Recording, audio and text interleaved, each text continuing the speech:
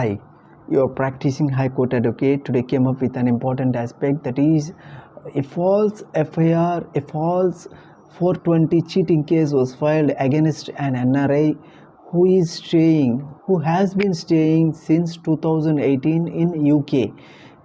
మన క్లయింట్ ఎవరైతే her name is Hemalatha, ఎవరైతే 2018 నుంచి యూకేలో ఉంటున్నారో తనని ఒక బాయ్ ఫ్రెండ్ ట్రాప్ చేసి తన దగ్గర ఆల్ అరౌండ్ ఒక 40 to 50 lakhs వరకు అమౌంట్ గ్యాదర్ చేసి ఎక్స్ప్లాయిట్ చేసి ఎక్స్టార్ట్ చేసి తన మీద ఒక ఫాల్స్ చీటింగ్ కేసు పెట్టడం జరిగింది.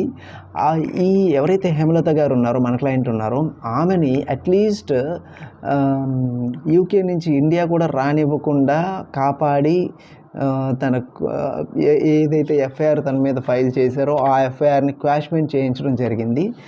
కమింగ్ టు ద ఇన్సిడెంట్, జరిగిన ఇన్సిడెంట్ ఏంటంటే 2018లో తనకి యూకేకి వీసా వచ్చి అక్కడ యాజ్ ఏ కన్సల్టెంట్గా ఒక జాబ్ కన్సల్టెన్సీ ఫామ్లో ఎంప్లాయ్మెంట్ సెక్యూర్ చేసుకోవడం జరిగింది మన హేమలత గారు, మన క్లయింట్ గారు. ఆమెను అడ్డం పెట్టుకొని ఇన్స్టాగ్రామ్లో పరిచయం అయిన సో ఒక పర్సన్, తన పేరు రాజేష్ అనే పర్సను ఫ్రీక్వెంట్గా తనతో టచ్లో ఉండి తను లవ్ చేస్తున్నానని, మ్యారేజ్ చేసుకుంటానని ప్రామిస్ చేసి, ఆల్రెడీ మ్యారేజ్ అయిన పర్సన్ తను. Rajesh is a already married person, but Hemalatha who is our client is not yet married. తను ఇంకా కూడా మ్యారేజ్ చేసుకొని ఒక పర్సన్. అయితే తనని ట్రాప్ చేసి మ్యారేజ్ చేసుకుంటానని నమ్మించి, లవ్ చేస్తున్నానని ప్రపోజల్స్ పెట్టి అట్ లాస్ట్ తనని అడ్డు పెట్టుకుని ఇక్కడ ఇండియాలో హీ ఎక్స్ప్లాయిటెడ్ అరౌండ్ ఒక 70 lakhs వరకు కొంత అమౌంట్ యూకేలో జాబ్స్ ఇప్పిస్తానని చెప్పి అతను గ్యాదర్ చేసేసి, ఎవరైతే రాజేష్ ఉన్నారో తను అందరి దగ్గర గ్యాదర్ చేసి అతను చీటింగ్ చేసి ఎవరైతే హేమలత గారు ఉన్నారో, మన క్లయింట్ ఉన్నారో, ఆమె చేయించినట్టుగా ఆమె మీద కంప్లైంట్ రేస్ చేయించి ఎవరైతే డబ్బులు ఇచ్చారో, దీనికి కారణం హేమలత గారు జనరల్గా ఇప్పిస్తూ ఉంటారు. She's a consultant in the UK.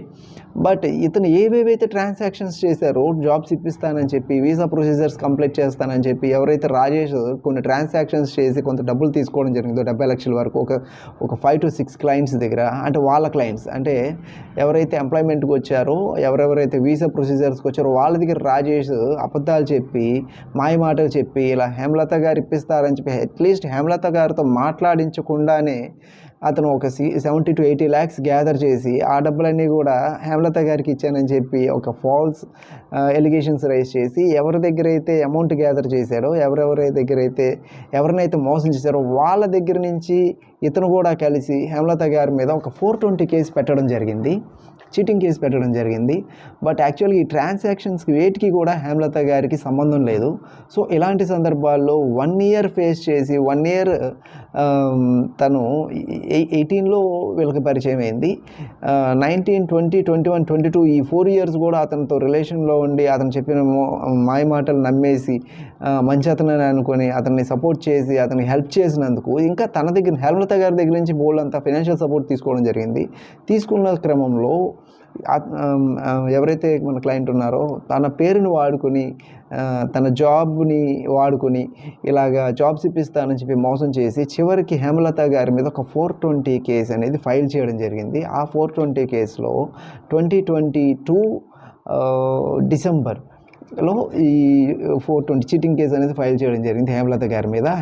దాంట్లో చరణ్ కూడా ఈ రాజేష్ చరణ్ అతని పేరు, రాజేష్ కూడా ఉన్నారు.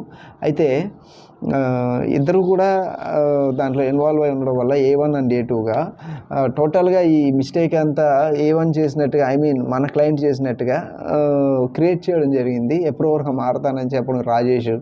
అయితే ఈ సందర్భాల్లో 1 year సఫర్ అయిన తర్వాత మేడం ఎవరైతే ఉన్నారో, క్లయింట్ ఎవరైతే ఉన్నారో, తనకి ఇండియాకి రావాలా, 41A నోటీస్ తీసుకోవాలా, లేకపోతే అరెస్ట్ జరుగుతుందా అని ఒక సందిగ్ధంలో, ఒక భ్రమలో, ఒక భయంలో ఉన్న సందర్భంలో మనకి కనెక్ట్ అవ్వడం జరిగింది. మన వీడియోస్ చూసి, మన యూట్యూబ్ వీడియోస్ చూసి, లక్కీలీ ఫార్చునేట్లీ. అయితే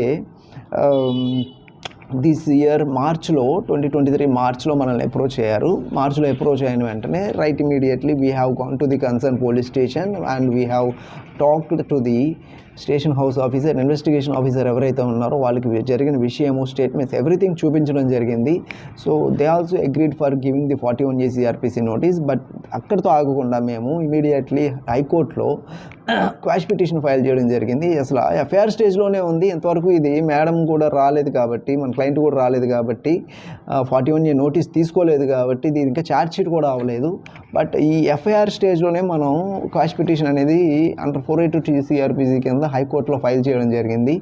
ఈ క్వాష్ పిటిషన్లో మనం ఏవేవైతే ఎవిడెన్సెస్ అనేది ఎన్క్లోజ్ చేసామో, ఏవేవైతే డాక్యుమెంట్స్ అనేది ప్రొడ్యూస్ చేసామో అవన్నీ కూడా మార్క్ చేయించడం జరిగింది. కన్సర్న్ జడ్జి గారు అన్నీ కూడా ప్రాపర్గా అప్రిషియేట్ చేసి, after appreciating all the evidences in favour to the hour client Hemalatha గారికి ఫేవరబుల్గా చూడడం జరిగింది. అట్ లాస్ట్ ఫైనల్గా ఈ ఎఫ్ఐఆర్ని క్వాష్మెంట్ కూడా చేయడం జరిగింది. This is what we have done. At least ఇతను భయపెట్టడం ఏంటంటే, రాజేష్ భయపెట్టడం ఏంటంటే, నీకు ఎల్ఓసి ఇష్యూ చేస్తారు, నువ్వు రాగానే, ఇండియాకి రాగానే నిన్ను in the atmosphere of the immigration bureau వాళ్ళే ఇన్ఫర్మేషన్ ఇచ్చి అరెస్ట్ చేపిస్తారు, ఇలా భయపెట్టి మేడం గారిని ఇండియాకి పిలిపించే ప్రయత్నాలు చేయడం జరిగింది. ఇలాంటి సందర్భాల్లో our chamber of advocates entertained these case.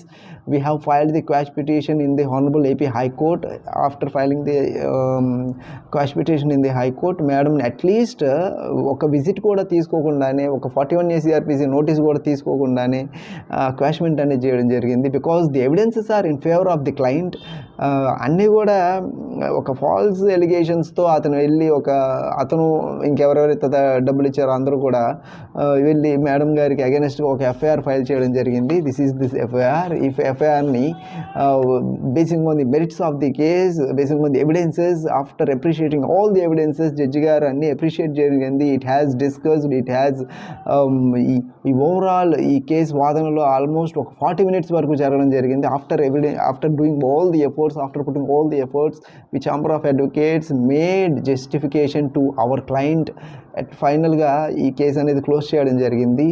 At least 41A CRPC notice కూడా తీసుకోకుండా, అతను చెప్పినట్టుగా ఎల్ఓసి కూడా ఇష్యూ చేయకుండా, ఎవరెవరైతే ఎన్ఆర్ఐస్ ఉంటున్నారో వాళ్ళ దగ్గర నుంచి చాలామంది ఈ చీటింగ్ కేసెస్ పెట్టి ఎక్స్ప్లాయిట్ చేసి వాళ్ళ దగ్గర నుంచి ఎంతో కొంత దోచుకోవాలి, ఎక్స్టార్ట్ చేయాలి అని ప్రయత్నిస్తున్నారు. ఈవెన్ ఈ కేసులో, in this particular case, police వాళ్ళు కూడా ఇతనితో కొలైడ్ అయ్యారు అని చెప్పి మేడం అన్నారు. But how far it is true అనేది మేము అసలు ఆ వేలో అసలు కొంత కూడా ఇన్వెస్టిగేట్ చేయలేదు, స్టడీ చేయలేదు, రీసెర్చ్ చేయలేదు. But we totally focused on the quash petition. We totally focused on the relief to the client. కంప్లీట్గా ఈ క్వాష్ పిటిషన్ మీద ఫోకస్ చేయడం జరిగింది. దీంట్లో ఎవిడెన్సెస్ అన్ని ప్రాపర్గా గ్యాదర్ చేయడం జరిగింది. Basing on all the merits of the case, ఈ కేసుని, ఈ ఎఫ్ఐఆర్ని అట్లీస్ట్ ఛార్జ్ షీట్ కూడా అవ్వకుండానే, అట్లీస్ట్ 41A CRPC నోటీస్ కూడా తీసుకోకుండానే, అట్లీస్ట్ మేడం ఒక్క విజిట్ కూడా పోలీస్ స్టేషన్కి రాకుండానే at the stage of FIR దీన్ని క్వాష్మెంట్ చేయించడం జరిగింది. This is what we are doing service to the clients, those who have believed us and those who kept their belief on our Chamber of Advocates.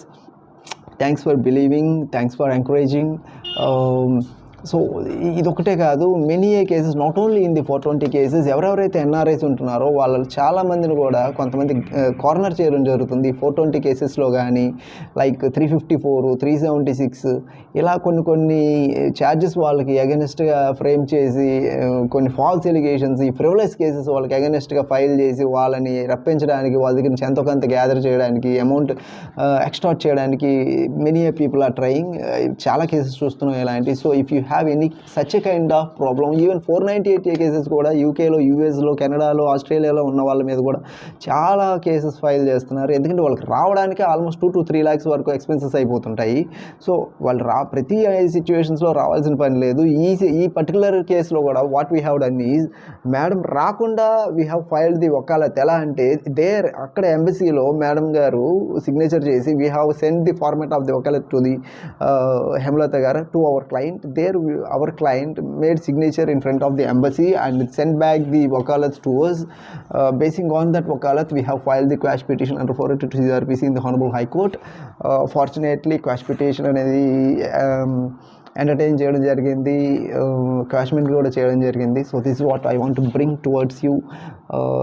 I hope what are the legal remedies. ఒకరు కనుక ఏదైనా ఒక criminal కేసులో ఇరుక్కుంటే మీకు legal remedies ఎలా ఉంటాయి, ప్రతి స్టేజ్లో ఒక్కొక్క లీగల్ రెమెడీ ఉంటుంది. ఒకవేళ ఎన్ఆర్ఐ కాకపోతే you can go and face the concern station house officer and the investigation officer, and you can ask for the in case the case is the charges are, the sections are leveled against you, or below 7 years of having below 7 years of punishment అయితే కనుక మీరు వెళ్ళి as a right మీరు 41A CRPC notice అడగచ్చు. Through your advocate అడగండి. ఎందుకంటే description of the police కూడా ఉంటుంది కొన్ని సందర్భాల్లో. ఎందుకంటే depending on the complaint is the genesis to the FIR. ఆ కంప్లైంట్లో ఏముందో చూడాలి. అక్కడ మీరు ప్రైమా ఫేసి ఉండి మిమ్మల్ని కనుక అరెస్ట్ చేసే కండిషన్స్ ఉంటే what is there in the mind of the station house in the investigation officer, arrest చేసే సిచ్యువేషన్స్ ఉంటే మళ్ళీ మీరు బెయిల్ వేసుకునే సిచ్యువేషన్ కూడా లేకుండా take the advice of the advocate,